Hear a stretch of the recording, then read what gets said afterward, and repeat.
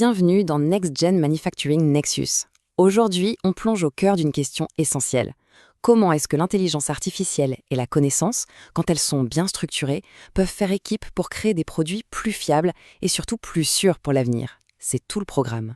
C'est vraiment la question de fond, n'est-ce pas? Il suffit de penser aux voitures électriques, aux appareils médicaux connectés ou même à tout le secteur aérospatial. Plus ces systèmes deviennent complexes, plus le risque augmente. Alors la vraie question c'est comment est-ce qu'on gère ce risque avant qu'il ne soit trop tard? Historiquement, le filet de sécurité, c'était l'AMD. C'est une méthode qui a fait ses preuves, une sorte de grand jeu du « et si » pour les ingénieurs. L'idée, c'est d'anticiper les problèmes. Ça a été le pilier de la gestion de la fiabilité pendant des décennies.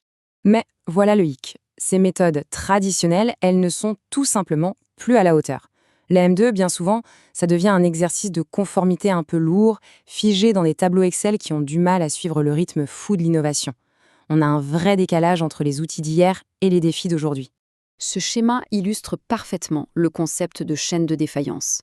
Regardez bien, une toute petite panne sur un composant qui semble anodin comme un balai de moteur peut créer un effet domino et finir par impacter tout le véhicule.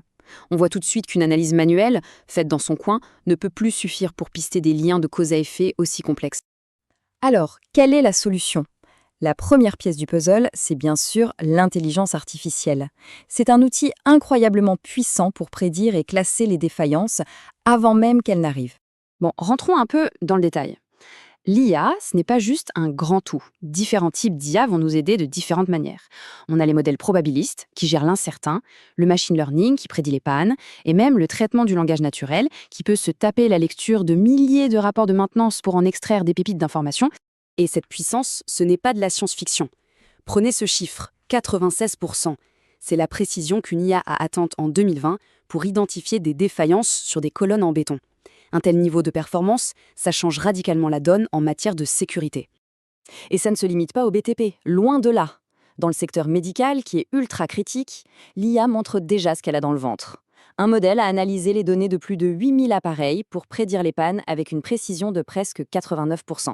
La maintenance devient enfin prédictive et non plus seulement réactive. On pourrait se dire « super, le problème est réglé ».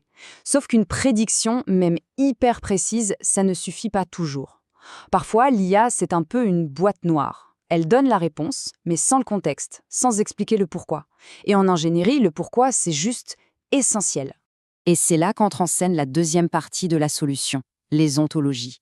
C'est elles qui vont apporter la structure et le sens qui manquent souvent au modèle d'IA pur. Alors, une ontologie, qu'est-ce que c'est que ce mot un peu savant?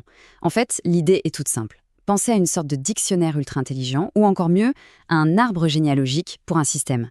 Il ne se contente pas de nommer les pièces, non. Il comprend comment elles fonctionnent ensemble et surtout, pourquoi. C'est la sémantique de l'ingénierie qui prend vie. Cette carte visuelle montre parfaitement la puissance de l'approche. Regardez comment on relie logiquement les objectifs d'un système à ses fonctions, puis à son comportement, et enfin à sa structure physique. Tout est connecté, chaque élément a sa place et tout est traçable. On arrive maintenant au point crucial, le cœur de notre analyse. La vraie magie, la révolution, elle opère quand on combine ces deux technologies, l'IA prédictive d'un côté et la connaissance structurée par les ontologies de l'autre. C'est simple en fait.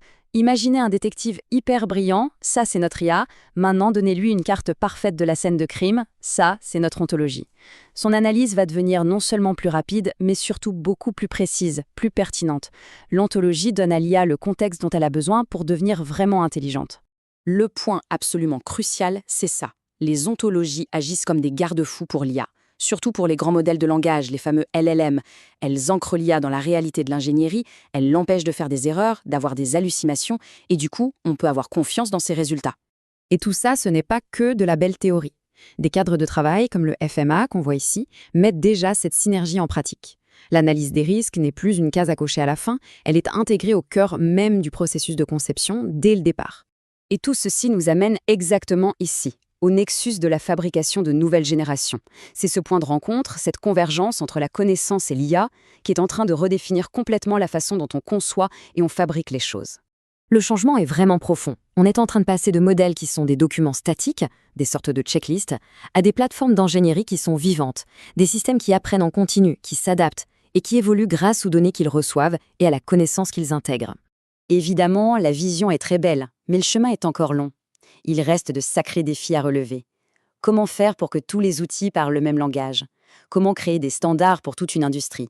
Et surtout, comment on fait travailler ensemble les ingénieurs, les data scientists et les experts métiers? La clé du succès, elle est là. Et voilà la pensée sur laquelle je voudrais qu'on se quitte. On est en train d'entrer dans une nouvelle ère.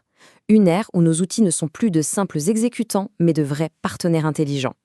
Et ça ne change pas seulement la façon dont on évite les pannes, ça pourrait bien redéfinir la nature même de l'innovation.